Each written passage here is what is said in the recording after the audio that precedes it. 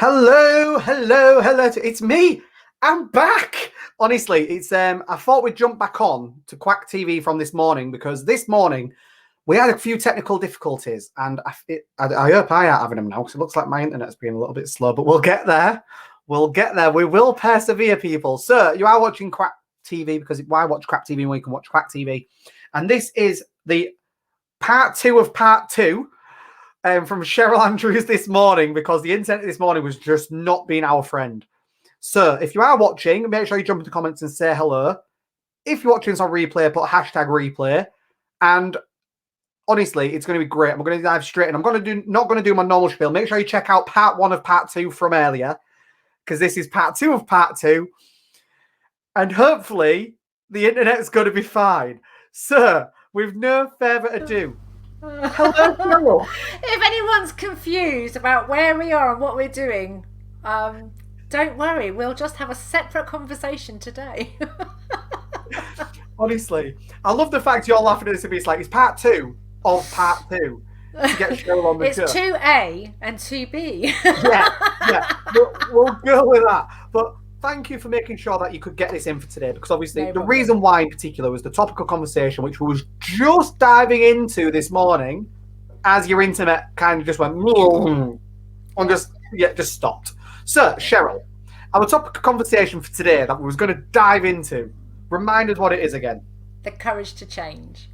And this proves the courage to change right here. And the power of change. We was like, it will not defeat us. We will adapt. We will keep going. And we've done a part two. Yeah. So the power, of change. Change. Why is this such an important topic for you? Well, the main thing is that change is something that's happening to all of us all of the time. But the brain, our own brains are in conflict with it all the time as well. There's a part of the brain that loves to see when things are changing because it's like looking for the patterns. It's looking for the problem to solve. And it's like it gives it something to pay attention to. And when it sort of goes, oh, that's happened once or that's happened twice, it's like, oh, that's 3 times. It kind of keeps the juices going. So we love to learn from that point of view. But equally, the brain gets really bored if everything else is the same. So if we start to feel, and we're hearing it in lockdown now at the moment, aren't we? People like Groundhog Day even. Yeah. Mine's just given up talking. Obviously, it's not even going to happen. It's like I can't even bother to say anything. We'll get there. So the first thing is our own brain is in conflict with change all the time, and so we have to we need to know how much change is enough for us and know the signs. And generally what happens is overwhelm and frustration are usually 2 warning signs that you've got either a lot of change going on or anticipating a lot of change, and there's so much information going through your mind that your brain can't predict what's going to happen, and so it gets worried and it can't keep you safe, or not enough change is going on, and so you're bored because you're doing the same things. And I think, so that's just something to bear in mind with the thing. We've then got the fact that outside of us, the environment around us and other people are changing. We're changing as humans on a cellular level. We're rejuvenating. I know, I can be.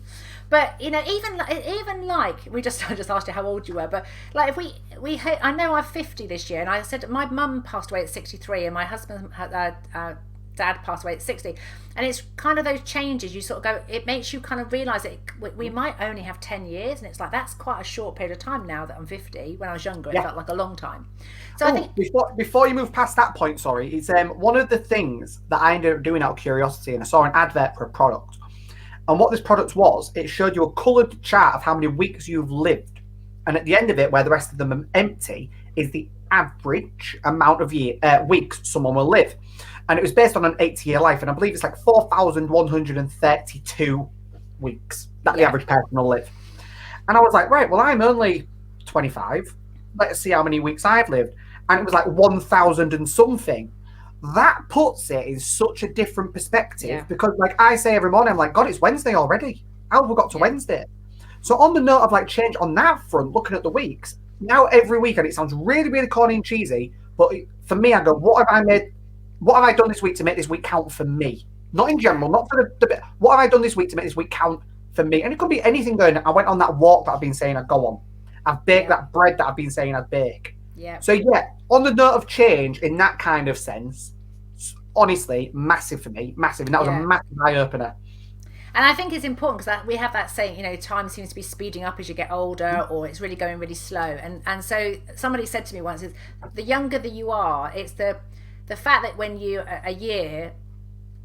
get to a year old, if you like, that is the whole of your life. So therefore a year feels like a long time. When you get to 25, then a year is only now 1/25 of your life. So therefore how a year feels changes all the way through that. So you've got your own age, you've got the environment, you've got people, we've got COVID at the moment, pandemic. If you become self-employed, there's always loads of things that are changing around us and our own system. But I tend to attract and work with, and I have been that person where I spent most of my time changing to please other people, which is where we got to this morning on the conversation. Yeah. And so if you have been somebody who is good at listening to what everybody else wants, and you know what you need to do to keep them happy and keep them pleased, there comes a tipping point, and it's usually around 40 or 50 years old, where you go, I've been doing what my kids need me to do, I've been doing what my clients want me to do, I've been doing what my team want me to do, I've been adapting and accommodating. And what I find is people saying things like, why does it always have to be me that changes? They get to that point where, why is it always me? When is somebody else going to do it? And I think that's where it takes the courage to change, because at that point you really want somebody else to take the reins, because you've been taking all the responsibility, you've been making all the adaptation and all the changes up to there. But the hardest part is you're going to have to change the way you behave to influence and impact the way that other people change. So you're going to have to set boundaries or start saying no. And one of the things for me personally was I'd see that somebody needed help, and I had to stop myself from launching in and going, I can do that, I'll help you with that. Because the amount of times afterwards I'll go, oh, I've done it again. Yeah. I've offered. And isn't it annoying from a centre point of view? Not in a negative way, 'cause you've done what you wanted to do. And for me, it's like it's kind of a similar description of fight or flight.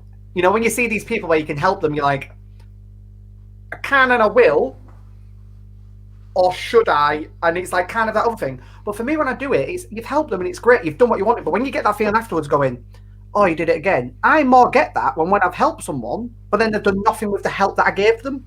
That brings us on to the drama triangle, which is something I love talking about. So if you haven't heard about this, is by Steve Cartman, and it's to do with transaction analysis. And so as humans, because that brain activity and wanting to know what the rules are, we generally, if we're not getting what we want in life, we'll fall into one of three kind of behaviors. One of them is the persecutor, that person's wrong, what they're doing is not okay. Victim, where I'm not okay, it's not fair, I'm not getting what I want, and I get left behind, people don't include me, those kinds of languages. But the one that's often harder to determine is the rescuer. So this is the person who's jumped in and asked to help, but what they actually did is whinged about a problem, and you assumed they were asking for help on it. And this is where the listening detective bit comes in. I've learned over the years there's like the 8 different kinds of listening, and one of them is the venting, where they just wanted to let off steam, and they weren't coming to you for your solutions. They were coming just to express it, or just to express their frustration. And so what happens is someone then invests their time giving them loads of ideas and suggesting you do this, and then get frustrated because they haven't done what you wanted to do. So one of the things I would say is, when you're in that situation, if the frustration is with other people not taking action, and I have to say, I've had this with my own daughter, and we've had many conversations, she's 25. So often when she's talking about, I don't know, the car breaking down or the boiler not working or whatever, inside of me, I'm having to hold myself back, because I'm like, I can see she's really stressed about it. And I'm like, so does she need some money? Does she, like this? And then I'll offer, and then she doesn't really say thank you, or she's not grateful. And it's really interesting, because she's accepted it because she thought I wanted to do it because it helped me, but she didn't really need it. And other times I've offered it and she's got really angry, like going, I don't want your money. And it's like, it's me needing to make sure she's okay. So I'm not comfortable with her struggling. Yep. And so it's learning. I've had to really learn. And now when she's sort of talking about stuff in her money, I say, all right, I'm having my money wobble here. So I'm a mummy wobble. I sort of like, I just need to sort of settle my state, because I'm kind of wanting to help. And I've had to learn that she doesn't want the money. She just wants to talk it through. Yeah. And it turns out she does have savings in a bank account that she doesn't want to touch. So when she's venting to me, she's not as broken, as scared as she sounds. She's actually got money, but she set that money aside and doesn't want to touch it. So she's just talking it through really with me. But of course, my rescuer wants to come in and make things better. And it's years later, I'll say to her, she goes, I didn't ask you to do that. And I was like, do you know what? You didn't. Do you know what? From a child's point of view, so me and you have talked about my mum on and off quite a bit through us knowing each other, and I talk about my mum all the time. And I've done that. And I've said it to my mum and my dad. And I went, it sounds horrible. It's like, I didn't ask for you to do it. I didn't ask for your help. You just did it. And some people naturally feel like they should be rewarded or gratified for doing that. But actually, that's not what I was asking or requesting. You just naturally did it. But we're not going to refuse it because to us, we still, well, I didn't think I needed that. I'll want that, but I'll take it. I'll take it with me and do whatever because you've given me that. Or you don't want to reject the gift. You know, yeah. So it's like you don't upset them because they're trying to help out and they're trying to do things. The amount of times people have said, well, I've let you do all those spreadsheets because you said you like doing them. Exactly. And it's like, it's not that they really want it. So I think the person who offers the help, I think there's two parts to this. If you're receiving help and then ending up having these conversations, next time someone offers you help, just double check to them and say, actually, I don't need that. And, you know, are you sure about it? So you can make it easier for people not to rescue you if you know that they're likely, because you've got a victim conversation where you're talking about all your problems and that's why they're offering to help. Yep. But if you're the one that's offering, I think the sign when you know there's a difference between nurturing and a good collaboration is that if you offer it, the other person, it really works for them and you want to repeat the experience. But if you are doing it and like you say, you're not getting feedback, whether it's confirmation or appreciation or gratitude, whatever it is, you're not getting feedback that it was worth the effort, then you're not doing it you're doing it because you need to know that they're okay and that what is to do with your own value. Yeah. And so you have to choose to do that because you want to do it, not because you feel you have to do it. Yeah. And I think it's just knowing what energy you come from. And I see it so many times. People use up so much time and energy doing stuff for other people that the other person didn't need doing. They just needed someone to listen. Do you know what? You have touched on one of the main reasons of how I ended up getting into coaching. So it's, for me, one of the natural ways of what I used to do, and I say this quite a lot, I might have even said it to yourself. People used to come to me and asking, how did you, I'm looking at this, I'm looking at doing that, blah, blah, blah. And I'd naturally just give them advice, help on anything they do. I'm looking at this grant, blah, blah. I'm like, oh, well, have you seen this grant? Have you seen that grant? This is how you apply for it. And I've naturally done it. And that's naturally how I got into coaching. But then I used to get annoyed. I was like, I've given them all this information and they've done nothing with it. I'm wasting my time. But actually, they didn't ask for that information. So it's me that has chosen, in a sense, because it wasn't wasted, but I, in a sense, have chosen to waste my own time because I'd given something they wasn't asking for. And I went, actually, now I need to look at this. This is what you would say the change part. And I had to look at this part and go, I need to find the people that are wanting this help because I have got the knowledge for people that are wanting it and want to do something with it. They're wanting to act on it.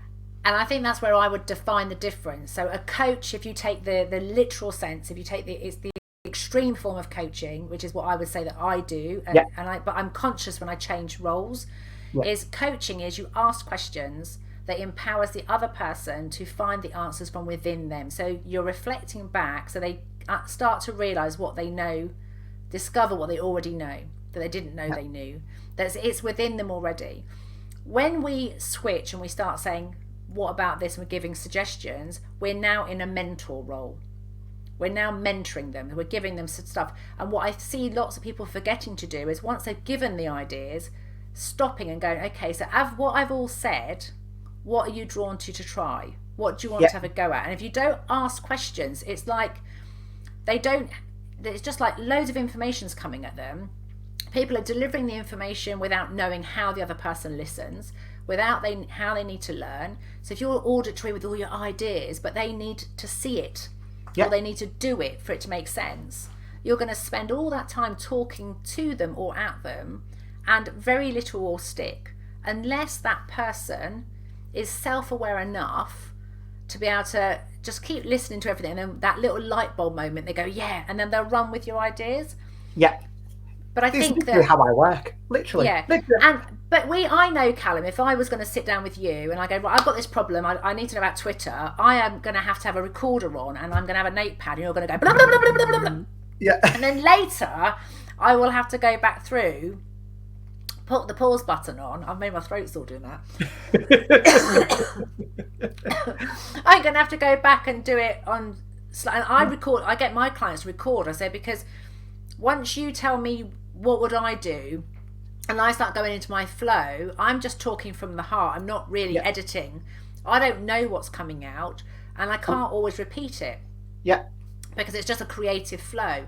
And the amount of times people say to you, "Oh God, that's really great. What did you just say?" I'm like, no idea. Not a clue. Not a clue. But if you say something, I might sort of manage to remember what it was about. So I think that it's knowing that. And I see so many people when they're stuck, and I guess this coming back to the courage to change, is that, and I was talking to Andrew Porteous this morning, and I just loved his expression. I hope he doesn't mind me keep saying it. It's like, if you're going to push yourself outside your comfort zone, going to push yourself to the edge, make sure you've got someone to hold your hand and pull you back. I like that. It's just such a lovely, it's just like, make sure you, because if you're going to stretch yourself, got to have somebody when you're teetering on the edge that can just pull you back, so you don't end up tipping over into sort of anxiety, stress and frustration. It's being your anchor, isn't it? It's being your anchor. Absolutely, yeah, exactly. And I think what happens with change is that if you're the support and the anchor for lots of other people, you end up in a position where you don't know who to go to, because you're holding on to all these people trying to help them and make sure they don't go over the edge, but who's holding you, and you haven't got that help. And what can happen is you then go and talk to somebody, and you don't really know your purpose for talking, you just know you're stuck. And of course then you get all these different kinds of responses. You might get my extreme listening, which for some people is kind of like, oh, what, I've got to listen to myself, trust myself, I've got to, what do you mean I've got to do, look at me? It's like, it can be a bit harsh for them.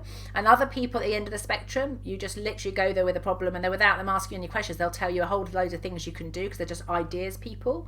And there's anything in between in terms of the response that you could get from talking to somebody about your problem. I think it's just being, what I suppose I would like people to be aware of is that you can talk to people like me and you. My area of expertise is to actually work out what kind of listening you need, and I go, actually, do you know what, you need to speak to Callum, because he's the ideas man when it comes to that stuff. And then you're in your flow, and people are going because they want to, and this is meant with love, bombarded with ideas. They want this abundance. But people come to me when they've listened to you, they've listened to all these videos, they've done all this training, and now it's all going like that in their head.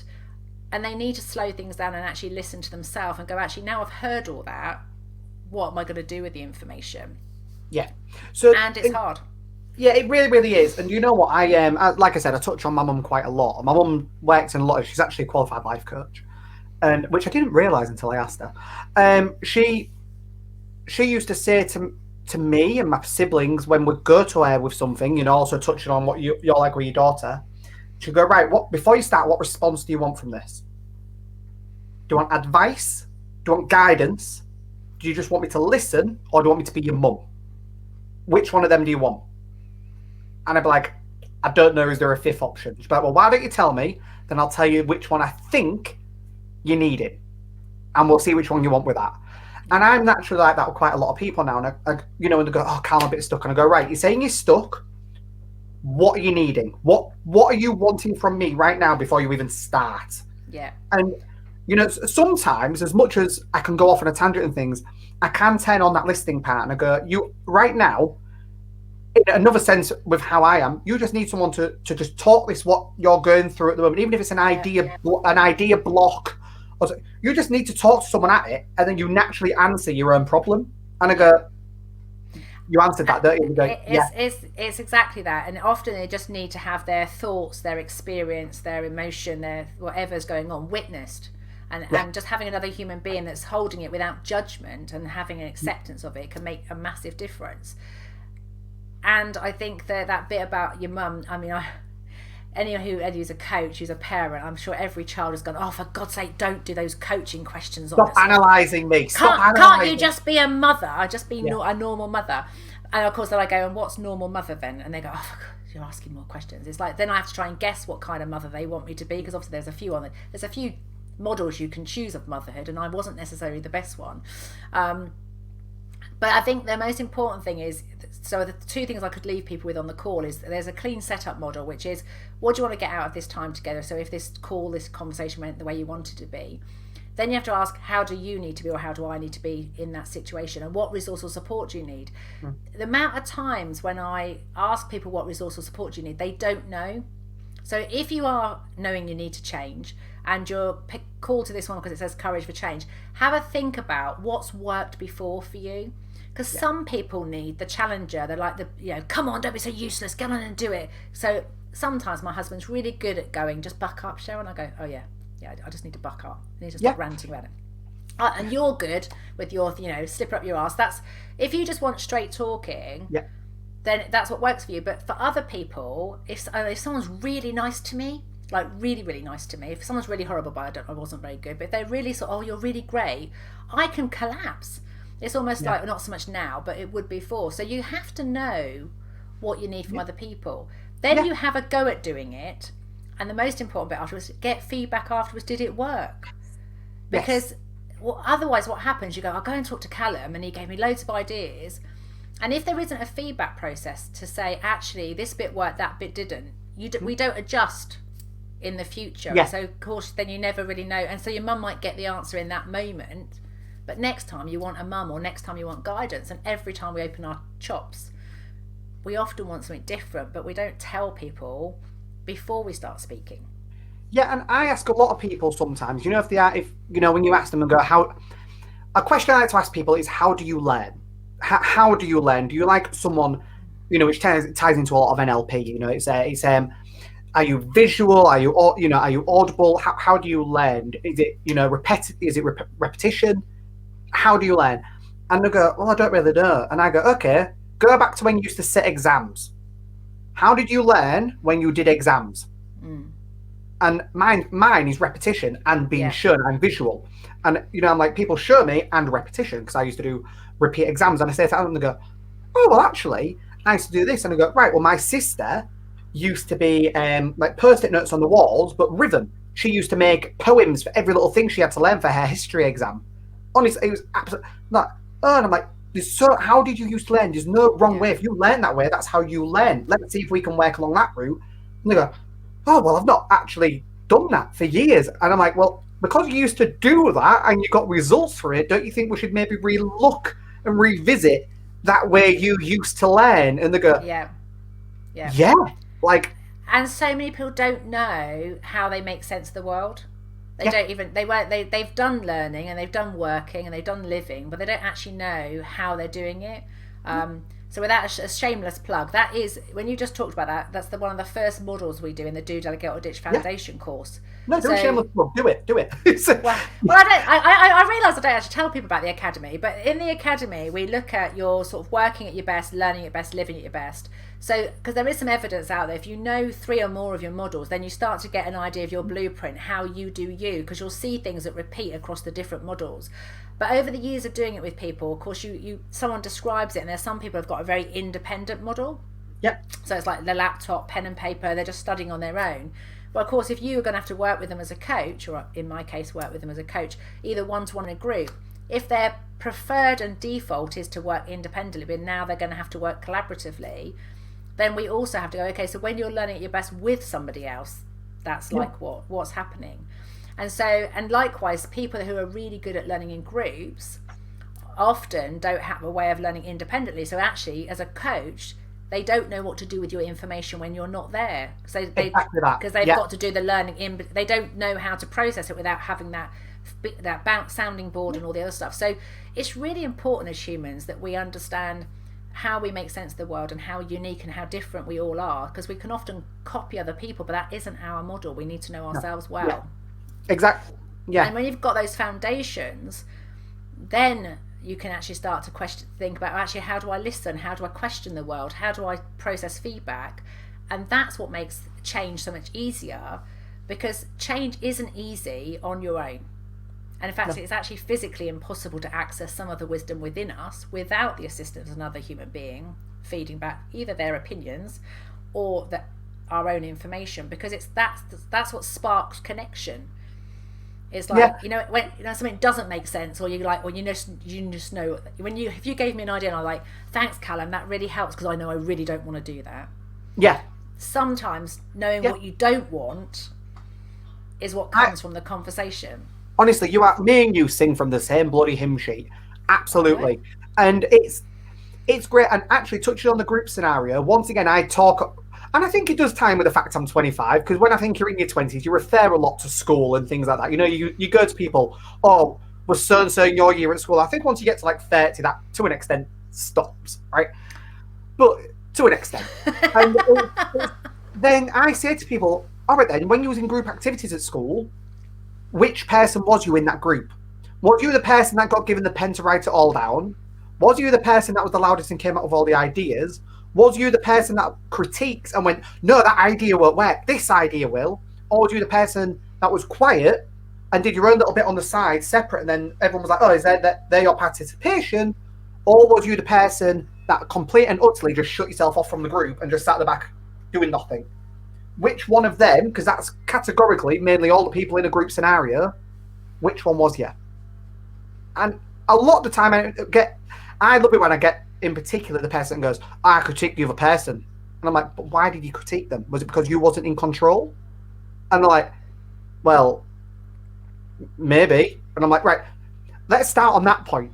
Because honestly, I love it. I just love it so much, break people down. And I refer to a lot in school because that's when you're becoming yourself, you're learning, you know, who you are and things like that. And I'm like, let's just look back at that bit. That's one of the biggest chunks of your life. Yeah. At the beginning of it, when you did it. You think if people went to school in their 40s, 50s, they have 30 years of not having a clue of whatever, and they would discover themselves in a complete different light. And it's like, well, just let you know, some of us, and I don't know if just anyone watching this, if you're a female in your 40s and 50s, I am rediscovering who I am right now. And I don't know if I knew who I was as a teenager. Yeah. And I don't know whether that was because I don't think, and this is not a criticism of my parenting, because I had a loving family and I was raised and I was cared for and everything was, but I've noticed that my dad never asks questions. So if you say something, he just makes a statement, or he tells you his version or his story. So I don't think I was ever really encouraged to think for myself, or what would you like? What would you want? So and because I wanted to please, I just worked out what they liked and did what I was told because I wanted to be a good girl, and I did that very much through school. And so I think I was the committee member. I did get committee member of the year 2 years on the trial. I've always been that one that wants to organise it. But if there's nobody telling me what they want, I'm stood there like that because I haven't got a sense. It's the organiser of other people based on what other people want that I'll pull some. If people tell me they want something, I can pretty much make that happen. But I've had to learn to develop those independent models. Well, actually, if I was only considering me, what would I want? Yeah. Because I didn't know it at school, that was for sure. And I've owned my own house since I was 19, but I've always had lodgers. I've always had someone living with me. I've not ever lived on my own, and I'm 53. Do you know what? Honestly, I know I've already touched on the woman, but my mum, for the first time, she is 54. She's now for the first time in her life living by herself. First time ever. I went on a 5-day retreat in 2015. She normally she does all that. There's a buddy retreat. That was the best thing I could have done to have. But I had an apartment because we were on the right retreat. There was an apartment, and I was on my own. So if I had been unlucky or lucky, whichever way you look at it, I would have been sharing with somebody. But I actually had this 1-bedroom apartment, so I had 5 nights completely on my own. And that's when, and it took a lot of courage to do that. Actually, thinking about sort of courage to change. But that was a catalyst for a massive change in my life, because I hadn't realised until that point that I'd never been in a situation where I only had to think about what do I want today. Yeah. And I've realised that you're looking at the time, so am I, and we probably need to wrap up. I know, I'm more thinking about you. I'm like, I know you're really busy. But no, honestly, I'm so glad that we did this again, and I'm going to be uploading it to YouTube literally in about the next half an hour, so it's ready to be shared everywhere, because this is probably one of the best chats I've actually had on this show. So I absolutely loved it. But Sheryl, thank you so much for putting time in your schedule to come back on for part 2 of 2. So it's lovely to speak to you, and I'll speak to you later on. Fabulous. Please send me the link and I'll get it out to my newsletter. I will do. Bye, my love.